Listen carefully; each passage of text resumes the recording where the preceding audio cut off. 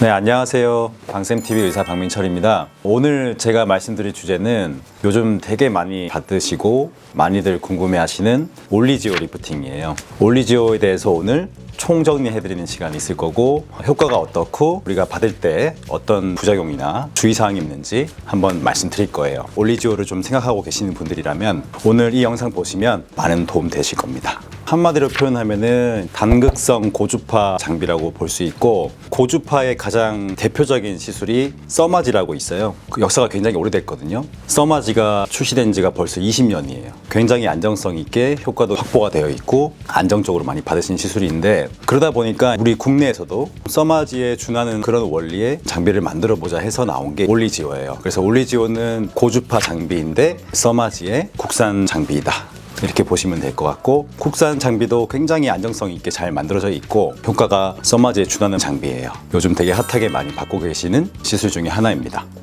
여러 가지 측면이 있을 수 있는데, 일단은 시술 방법이 좀 달라요. 써마지는 도장을 찍듯이 얼굴에 이제 한 샷 한 샷 찍고 이렇게 스탬프 방식으로 하는 반면에, 올리지오는 러빙 하듯이 이렇게 미끄러지듯이 마사지 하듯이 이렇게 받는 그런 차이점이 있고, 그리고 시술하는 간격이 좀 다를 수 있어요. 써마지는 1년에 한 번 정도 권해드리고 있고, 올리지오는 1년에 한 번 할 수도 있지만 조금 더 적극적으로 하시는 분들은 이제 6개월에 한 번씩 받으시기도 하고, 그런 차이점이 있는 것 같아요. 장점이라고 한다면 통증이 덜하고 속도가 빠르고 비용이 조금 더 합리적이고, 뭐 그런 장점이 있을 것 같아요. 물론 이제 올리지오 비용도 절대적으로 저렴한 건 아니지만, 상대적으로 써마지를 비교해 본다면은 비용이 훨씬 더 절감될 수 있는 장점, 그러면서도 효과는 그에 동등한 수준까지는 느낄 수 있고 굉장히 만족도가 높은 그런 장점이 있는 시술이고, 무엇보다 통증이 굉장히 적어요. 그래서 마취연고를 안 바르고 하시는 분도 계실 정도로 통증이 거의 없고, 그리고 또 시술 속도가 되게 빨라요. 뭐 말씀드린 대로 한 샷 한 샷 찍는 게 아니고 이렇게 움직이듯이 하다 보면 되게 빨리 끝나거든요. 추천 대상은 전반적인 피부에 탄력을 주고 결이 좋아지고 잔주름이 좋아지고 피부가 처지는 거를 이제 예방하고 피부 노화가 진행되는 거를 조금 막아주는 이런 것들을 목적으로 하는 분들 추천을 드리죠. 케이스를 본다면은 얼굴에 살이 조금 부족한 느낌이 있으신 분인데 피부가 얇으면서 탄력이 떨어져 계신 분, 나이가 많지는 않으신데 손으로 얼굴 피부를 당겨보면은 쭉쭉쭉 늘어나시는 분들이 있어요. 그런 분들 조금 탄탄하게 해주면 되게 좋아지고, 추천 나이대는 결국에는 고주파 열을 줘가지고 콜라겐을 만들어서 피부를 탄탄하게 하는 목적인데, 고주파 열을 쐈을 때 콜라겐이 만들어지는 능력이 좀 다르거든요. 그래서 그걸 나이대로 본다면 딱 특정할 수는 없지만 30대에서 50대 중반 후반 정도가 제일 적당한 것 같고, 그런 나이대의 분들이 많이 받으시면 좋을 것 같아요.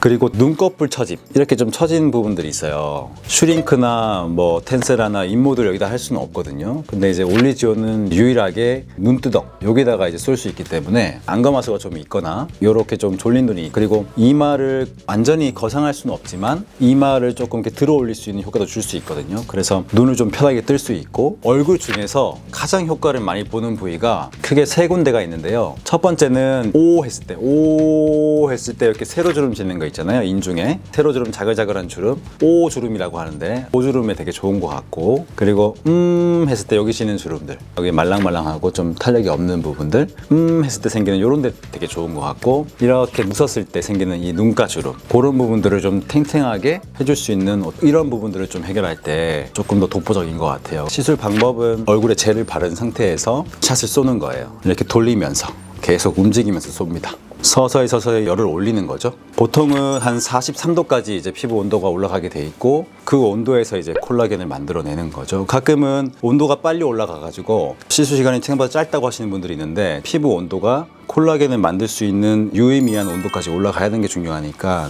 단순히 시간을 많이 하고 적고는 효과를 판단하는 기준은 아니고, 피부 온도가 적정 온도까지 잘 올라갔냐, 이게 중요한 거니까 이제 이런 설명을 드리면 다 이해를 하시죠. 이제 주의사항은 아무래도 고주파 열을 주고 나서 콜라겐을 만드는 거다 보니까 시술한 당일부터 한 2, 3일 정도는 열을 유지해 주는 게 중요하거든요. 근데 시술 받고 나서 얼굴이 조금 얼얼하고 불그스름한 느낌이 있다 보니까 집에 가가지고 냉찜질을 하시는 분들이 있는데 그래 버리면 애써 이렇게 만들어진 열을 다 식혀버리니까 효과 떨어지죠. 일반적으로는 올리지오를 하고 나서 염증 반응이 심해서 붓기가 심하거나 홍조가 심하거나 이런 건 거의 없지만 음주를 하게 될 경우에는 드물지만 염증 반응이 심해져서 부종이 더 심해지고 불편감을 겪을 수 있기 때문에 시술하고 나서 한 2, 3일 정도는 음주를 안 하시는 게 좋습니다. 올리지오의 원래 목적이 피부 탄력 주고 잔주름 좋아지게 하고 이런 것들인데 그런 것들을 조금 더 효과를 주고 싶은 분들은 스킨 보톡스, 스킨 부스터 이런 것들을 병합했을 때 훨씬 그 효과가 더 가미될 것 같고 올리지오가 리프팅보다는 타이트닝 장비라고 했잖아요. 리프팅이 조금 부족한 부분들을 슈링크나 텐세라, 울세라 이런 장비들을 같이 병행하면 리프팅 효과가 더 있죠. 부작용을 우리가 얘기할 때 시술하고 나서 일상생활에 지장을 주냐 이런 것들을 조금 기준으로 본다면은 부작용은 거의 없다고 볼 수 있죠. 부작용이라는 게 어떻게 보면 좀 부정적인 의미로 쓰이고 있는데 영어로 보면 사이드 이펙트거든요. 사이드 이펙트. 그러니까 효과가 있으면 부가적인 효과예요. 사실은 부정적인 건 아니죠. 이 효과를 누리기 위해서 시술을 했을 때 따라올 수밖에 없는 부가적인 효과니까 붓고 붉어지고 가렵고 뭐 이런 것들인데 부가적인 작용, 부가적인 효과예요. 네, 오늘은 올리지오에 대해서 총정리해드리는 시간 가졌는데 한번 정리를 해볼게요. 올리지오 하면은 고주파 장비, 효과는 잔주름, 그리고 시술 간격은 6개월, 통증은 거의 없다 이렇게 보시면 되고 주의사항은 시술 당일부터 한 3일 동안 찬물로 세안하지 마라. 이게 핵심이에요.